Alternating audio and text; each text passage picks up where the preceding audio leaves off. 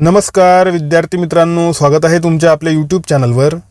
आजच्या व्हिडिओमध्ये आपण एका महत्त्वपूर्ण टॉपिकवर चर्चा करणार आहोत। लवकरच नगर परिषद भरतीची ॲडव्हर्टाइजमेंट येणार आहे। येत्या काही दिवसांमध्येच ही ॲडव्हर्टाइजमेंट येणार आहे। नगर परिषदेची ग्रुप सी आणि ग्रुप डी ची पदे या भरतीमार्फत भरण्यात येणार आहे। वेगवेगळ्या पदांसाठी ही परीक्षा होत असते। आजच्या या व्हिडिओमध्ये मी तुम्हाला सांगणार आहे की ॲडव्हर्टाइजमेंट कधी येणार आहे, किती पदांसाठी ॲडव्हर्टाइजमेंट येणार आहे, त्यासाठी एज्युकेशनल क्वालिफिकेशन काय लागणार आहे, याबाबत संपूर्ण माहिती आपण आजच्या व्हिडिओमध्ये घेणार आहोत। हा व्हिडिओ तुमच्यासाठी महत्त्वपूर्ण आहे, म्हणून हा व्हिडिओ तुम्ही शेवटपर्यंत बघत राहा। तुमचा कुठलाही टाइम वेस्ट न करता आपण आता आजच्या व्हिडिओला सुरुवात करूया। तर बघा विद्यार्थी मित्रांनो, मी तुम्हाला आधीच सांगितलेलं आहे की गट क आणि गट ड या संवर्गांसाठी भरती प्रक्रिया होणार आहे।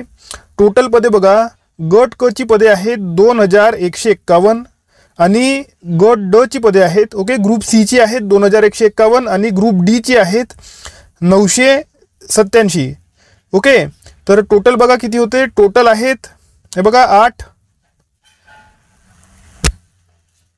3138 3138 पदे ही रिक्त आहेत। आता ही सर्वची सर्व पदे येत्या ॲडव्हर्टाइजमेंटमध्ये भरल्या जातील की नाही हे आपल्याला ॲडव्हर्टाइजमेंट आल्यानंतरच माहिती पडणार आहे। आणि ॲडव्हर्टाइजमेंट कधी येणार आहे ते सुद्धा मी तुम्हाला सांगून देतो बघा।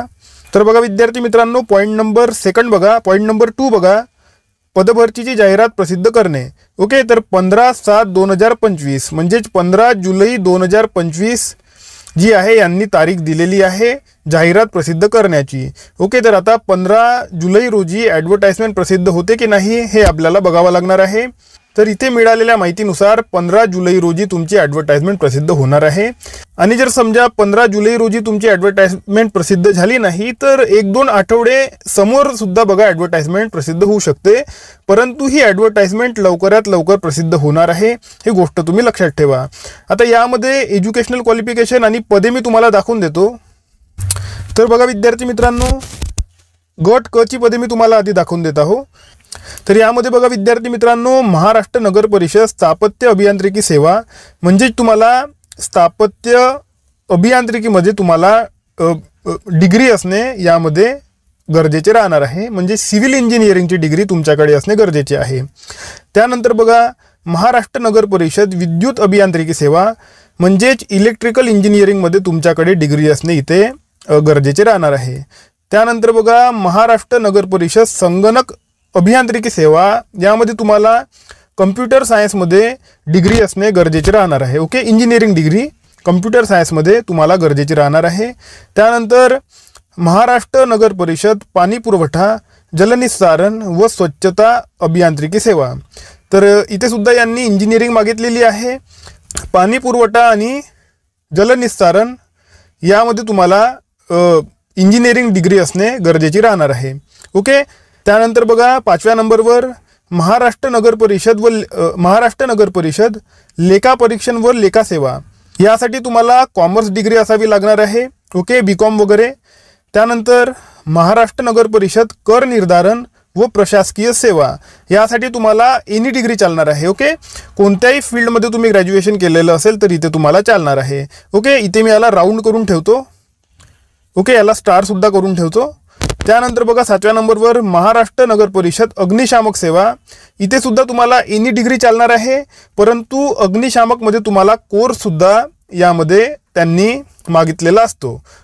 तर अग्निशामकमध्ये ज्यांनी बघा कोर्स केलेला असेल ते इथे एलिजिबल राहणार आहे, त्यासोबत डिग्री तुम्हाला इथे जे आहे यांनी मागितलेली आहे।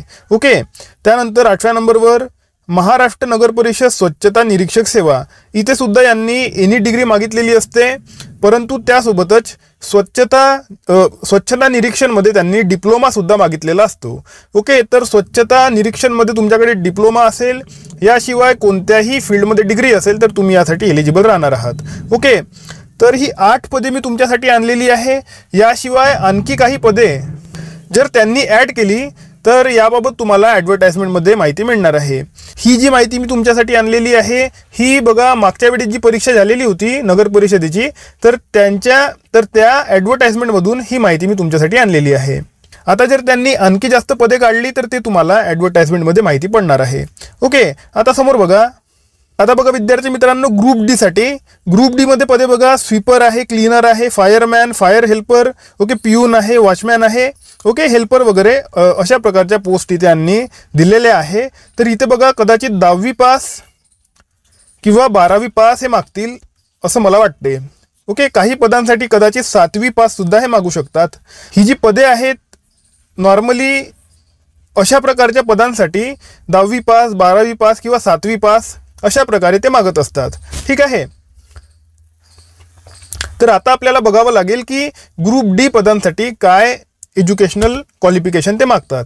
ओके, टोटल पदे बघा 3138 टोटल पदे जी आहे झालेली आहेत. तर बघा विद्यार्थी मित्रांनो, लवकरच ही ॲडव्हर्टाइजमेंट पडणार आहे. 15 जुलै रोजी ही ॲडव्हर्टाइजमेंट पडण्याची शक्यता आहे.